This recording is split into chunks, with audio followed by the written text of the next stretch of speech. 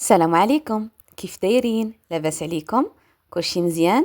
نتمنىكم ان شاء الله في احسن الاحوال وعلى ما يرام وكلشي عندكم 5 اليوم جيت ما جيتش بيديا خاويه. جبت لكم واحد الوصفه اللي هي عباره عن بيتزا سهله مهله وسهله بزاف، بلا ما تعجني بلا ما تدلكي وبلا ما تخمري، والمكونات ديالها بسيطه واكيد ككل مره كنقولها موجوده في كل دار. وحتى الا كنتي من الناس اللي بحالي كيخافوا من العجين، هاد الوصفه معموله ليك. وإلا كنتي من الناس اللي كتبغي الوصفات السهله اللي كتربح الوقت وكتبقى بنينه في نفس الوقت، فهاد الوصفه ليك. تبعيني وغادي نبداو على بركه الله. كتجيبي واحد لوبول، كديري فيه 3 البيضات، نص معلقه ولا ربع معلقه ديال الملح، شويه ديال الثومه بودغ، شويه ديال البزار، شويه ديال البصله بودغ، كاس ديال الماء، كاس ديال الحليب.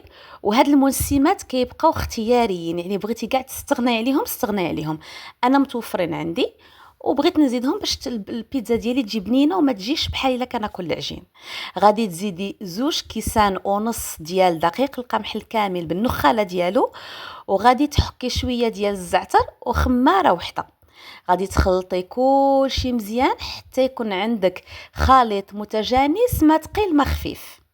هنايا كنت درت غير 2 ديال الكيسان حتى نشوف على حسب النوعيه تاع دقيق القمح الكامل، وهنا زدت هذاك النص تاع الكاس اللي بقى. من بعد ما خلطت زدت تقريبا مع درت غير يعني ميزاني ربع حتى نص كاس تاع زيت الزيتون، يعني تقدي ديري ربع كاس ولا كانت عندك متوفره ديري حتى نص كاس في هذه الكميه تاع زيت الزيتون، راها كتجي زوينه وكتزيدها هشاشه. من بعد ما كنخلطوا العجينه ديالنا ما كنخليوها ترتاح، ما كنخليوها تخمر، ما حتى شي حاجه.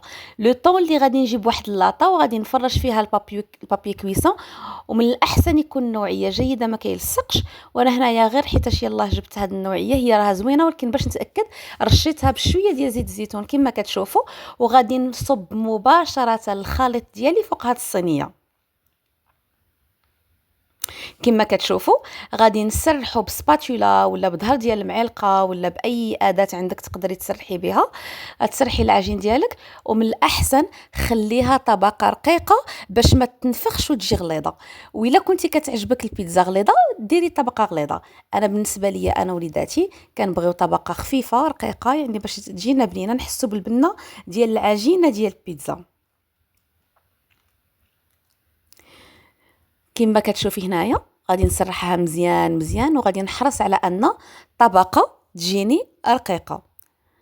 بالنسبه لاصوص ديال البيتزا انا ديجا راها عندي واجده، كنوجد كميه كبيره ديال لاصوص طوماط كنطيبها وكنديرها في الكونجيلاتور لعده استعمالات، يعني كاع الاستعمالات اللي كيحتاجوا مطيشه كتكون عندي واجده.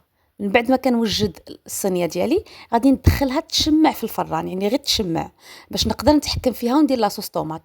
اونتر طون غادي تجيبي واحد الهاشوار، غادي ديري فيها الفلفله الحمراء الفلفله الخضراء واي خضره متوفره عندك. انا كانوا متوفرين عندي هاد الزوج. وزدت البصله كما كتشوفي هنا، البصله انا كنوجدها ونديرها في الكونجيلاتور لتسهيل العمل. بغيتي كاين اللي ما كتعجبوش هاد القضيه ديال الكونجلي الخضره، انا كتجيني ساهله كتوفر عليا الوقت، كنستعمل هاد الطريقه. دونك درت الفلفله الحمراء والخضراء والبصله، دونك هاشيتهم ما عذبتش راسي درتهم في الهاشواغ. زدت عليهم الملح الكمون البزار شويه القزبر يابس وشويه تاع الثوم بودغ وزيت الزيتون وديتهم باش يتشحروا. هنايا تشمعات لاباط بيتزا ديالي كتجي بحال لا جينواز. شتي اللي موالفه دير لا جينواز كتجي بحال هكذاك، شفتوها جات محمره من التحت لان شعلت لها غير من التحت، ما لصقات ما حتى شي حاجه. هنايا غادي ندير عليها لاصوص طوماط كما راكي كتشوفي. هاد لاصوص طوماط راها مصوبه في الدار. سهلي على راسك حبيبتي واختي وصديقتي الامر، والحاجه اللي يمكن لك انك توجديها مقبل وجديها. غادي نسرح لاصوص طوماط ديالي الكميه على حسب العجينه اللي درتيها نتيا. وهاد لاصوص راه فيها كاع القوام ديالها، فيها الزعتر فيها كلشي، وحتى ورق سيدنا موسى كنطيبها معها قبل ما كنطحنها كنقلعهم. نسرحوا لاصوص طوماط ديالنا مزيان. وهنا مشيت نجيب الطون، كنت نفكر واش ندير الطون ديال المطيشه ولا الطون الاخر، بقيت كنفكر صافي هنايا راني غادي نجيب الطون ديال المطيشه.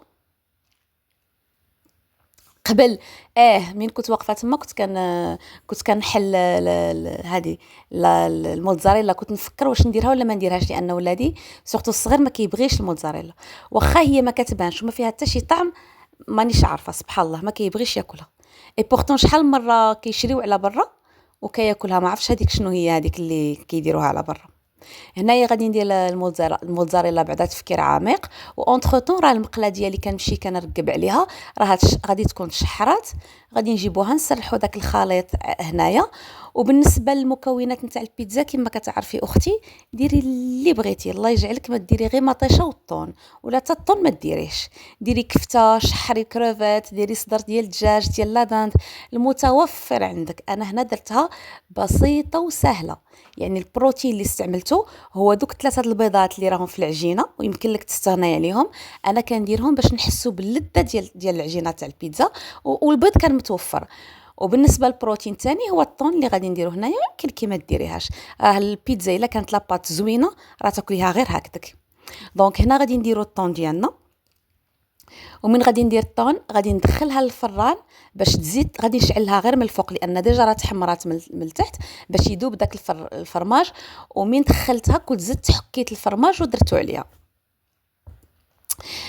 نتمنى ان شاء الله الوصفه ديالي تعجبكم، وتخليوا لي تعاليق زوينه، وتشجعوني وتشاركوا في القناه، وتمشيو تتبعوني على التطبيق الاحمر راني كنحط فيه دليل زوينين.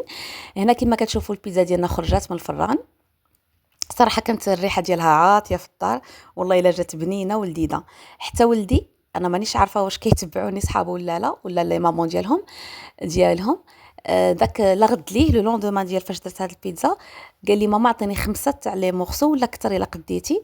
قسمت كامله بحال هكذا بالمقص ودرتهم له في بواط وداهم، وقلت له شنو قالوا لك؟ قالوا لي قول ماماك الله يعطيك الصحه. الا كنتو كتسمعوني بصحتكم وراحتكم. دونك هنا شوفوا البيتزا ديالي قطعتها بالمقص لان انا نسهل عليا المأموريه، المقص تاع الكوزينه نقي ما فيه حتى شي حاجه. شفتوا هنايا كي جات البيتزا ديالي، جات صحيحه جات زوينه ولذيذه وشهوه منها. الا عجبتكم الوصفه ما تنساوش تدعموني بلايك واشتراك، وبصحه